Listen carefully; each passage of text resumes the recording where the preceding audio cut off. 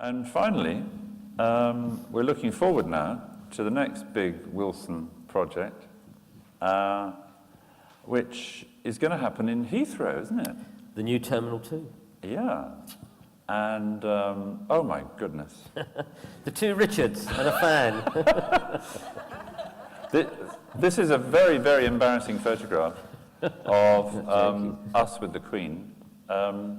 She came to the Jubilee evening at the Royal Academy and met all sorts of people. And I'd just been talking to Richard about the maquette, which you can see in the foreground here, of the Heathrow sculpture that he's doing.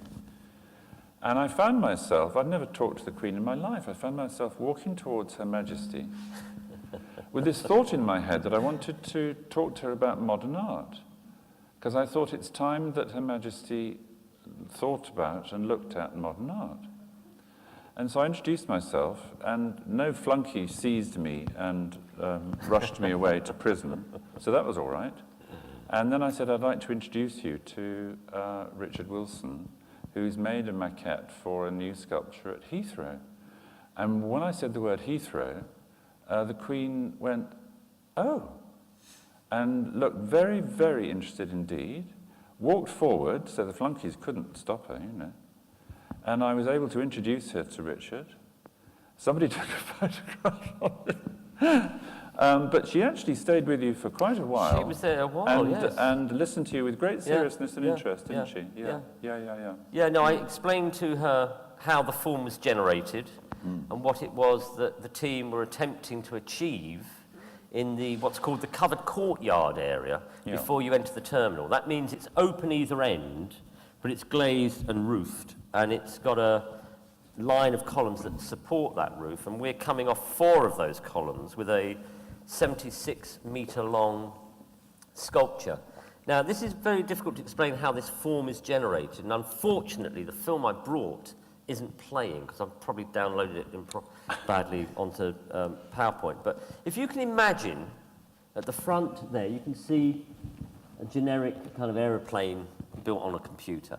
What we're doing is we're taking the equivalent of a Red Bull stunt plane. We're taking it in the computer and doing all this to get the modelling. But if you can imagine, let's say, filling the whole of this room with clay, then you get this aeroplane, and you chuck it, you just throw it, so it's not going to fly, it kind of does that, and then it evens out and flies away optimistically. So, because I'm aware of the fact that throwing aeroplanes around indoors ring all sorts of other alarm bells, so one's got to be very careful about that. But once you've thrown that plane that goes out the other side of the clay, you take that great big void that it's made going through, and you turn the room on its side, you fill it with plaster, and you put the room back, and you take the clay away. You're left with a void, which is the travel that the aeroplane has taken as it's moved through space, which is what the audience is doing when they're departing or arriving in London. They're coming to a gateway of the UK, the gateway of the city. They'll see the presence of this sculpture, and they'll move as it moves. So as you walk up and down the corridors and over the bridges, this thing will undulate. It's going to be made in aluminium with a core of ply and steel, pop riveted, and as I say, it's the start and finish of a journey that an aeroplane takes in the space. If you can imagine a photographer wanting to photograph movement, they will set the camera on 1,000th of a second and go click, and you'll catch that moment. I'm basically the photographer, and I've got mine on 5 seconds, so I'm going click, click. And you're getting that movement. That's what's being made. And still, as well as all that, you've still got this notion which runs through all your work, doesn't it, of a relationship between what you're doing within the space and the particular space itself. Even though it's about aeroplanes, even though it's about speed, even though it's about things just going to the other side of the world, you've still also got this very site-specific thing going on, haven't you? To a degree. I mean, I think the context is important. I think, you know, I mean, I'm an artist that, I have to admit, doesn't have a ready vocabulary of forms in my head, like perhaps Kapoor or Deacon would probably know about, you know, where they're able to sit in the studio and find that form and produce it. What I need to do is I need the context. I need something about social history of the site or something about the formality of the site. And it's an airport. It's about a journey. It's about people arriving and departing. It's about a beginning and an end. It's about movement. It's about something in the air. The passenger is in the air. They're noticing something in the air. It's lots and lots of little things that feed in, and it's lots and lots of physical and mental experimentation with bits and stuff and drawing. And you arrive at an idea, and once you've got that idea, you then have to tune that idea to sit just right in the real world. It's no good just as an idea, because you make it and you think, oh, it's not quite right, it doesn't look right. You need to keep experimenting. So there's many, many models that have been made. This is the third journey in the computer. This was the film that was supposed to play. You would see the thing undulate forward and then up and away. But I think you can see the aeroplane at the beginning and it broadcasting its size outwards. So all the extremities are making that form happen. Yeah. But you used the word void just now as well, didn't you? And I was very interested in that, this notion of something which comes through here, actually. Something quite elusive as well. Something which you won't ever be able to pin it down, will you? It's making solid the void that is left through an object travelling through space. When we get up and move out that door, what an interesting shape that might be. The human being moving. It has its roots in Boccioni and other artists who've worked with the futurists. What is it? Bottle in Space. Absolutely. Yes. It's not an original idea from me. There are historic precedences that are set with those works of the striding man moving forward. Yes. I mean, it's dynamism, isn't it? And the futurists would have loved the fact that you're calling it slipstream, aren't you? Slipstream, yes, which hints something of the movement, but also probably that sort of smoke trail that you get from the back of the... And also the idea that something is sort of merging the notion of velocity with the idea of sort of sense of adventure and going forward. Terrific. And when can we expect to see this? Well, we're on a tight schedule. We've started. It's made up of... You're always on a tight schedule. It's made up of 21 cassettes. That means 21 units. Being made up in a big factory in Hull. Coming down on special low loaders to Heathrow sometime late next year, to be assembled and hoisted up, and then under covers until around about April or May of 2014, when it's expected that the new Terminal 2 will be opened. So we won't be available to the public until then, but certainly, in fact, I'm going up this Wednesday to look at the first cassette being finished off, and then, then we'll start roading the stuff down in the new year and assembling. And is the Queen going to be there helping you? I don't know. We might ask her to come and unveil it. I'm sure she'll be involved in the new Terminal 2 in some way. But she was very intrigued by it, I have to say. She was, actually. She really was, Anyway, thank you so much, Richard, for... Thank you, Richard.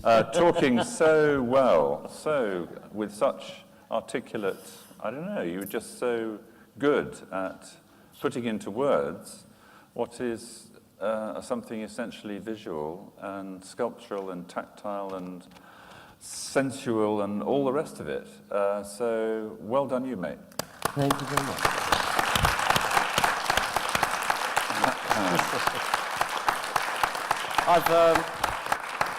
I've said it before, but I quite like the quote. Someone once said, "It'll never make money, but it'll make a difference."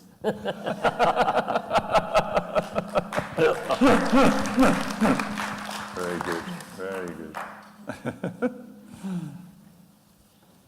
I don't know if there are any more questions, if anyone... Oh, yes, there's one at the front, Did you say very much about drawing when you were discussing your training, as it were? It seems to me that drawings actually played a very big part, because not only in your explorations, but also in putting forward proposals and getting the support to get on to the actual business of making. Did you go and learn to draw? I don't know whether you could hear that at the back, but she's asking about drawing and about whether Richard actually, how important it is to draw and whether he learnt to draw. I think it was Henry Moore that said he used drawing for 3 reasons. One was to observe, one was to generate, and one was for sheer enjoyment. And I think, I am a fan of Henry Moore's work. Not a big fan, however, but I'm a big fan of his quotes and reading about him and his thoughts, and that was something that stayed with me since my early education. The other thing that stayed with me is on my foundation course, there were visiting tutors, and one tutor came in. And was this at Hornsey? This was pre-Hornsey. This was foundation course at the London College of Printing. And we had to pick something in the room and draw it. And we had to draw it for 3 weeks. And it was intensely boring in the first 2 days. But it became fascinating in the second or third week. And it was due to the fact that I picked the tap off a radiator and I was drawing it. And they'd come round and he'd draw a line down it. And he'd say, see how big that side is to that side? I'd go, oh, yeah. And what it was about someone opening your eyes to looking. So then I'd draw again and say, that bit there is bigger than that bit, but in the tap, it's wrong, it's the other way round. And you were convinced you'd got it right, but each time, his eye saw something I couldn't see. And what he was doing is actually just training everybody to look at something and have that expertise to be able to get it down. And I think those little moments have stuck with me, and I've found that drawing is really, you know, it's the language I've used all my life. It's the, you know, someone asks me in the street how to get somewhere, I'll get a pencil out and a paper and I'll say, take that with you. You know. I won't describe it, I'll say, you know, it's all there. And if I go in a shop and I want something, I'll say, it's looking like this. You know, a pencil and a bit of paper in my pocket is how I've got through my life, how I've got through my world. So it's a vital tool and a skill, which is you know, it's fantastic. However, it's being surpassed now by a lot of model making. I mean, in the last sort of 5-8 years, with the larger work, to get true clarity on anything, I make so much, and I force myself to make a couple of models a day. I've been a bit lax recently, but, you know, just, I'm not sure how the front of this aeroplane should finish. I don't know whether it should be realistic, or whether it should be like the generic model out of the computer, whether it should have faceted surfaces. There's a whole series of models to be built, just how the front of that's going to look. And it's to do with just trying to get clarity, and the best way of doing that, I mean, unusually, I don't think I can talk it through. I need to see it, I need to understand it, and drawing and model making is the best way of doing it.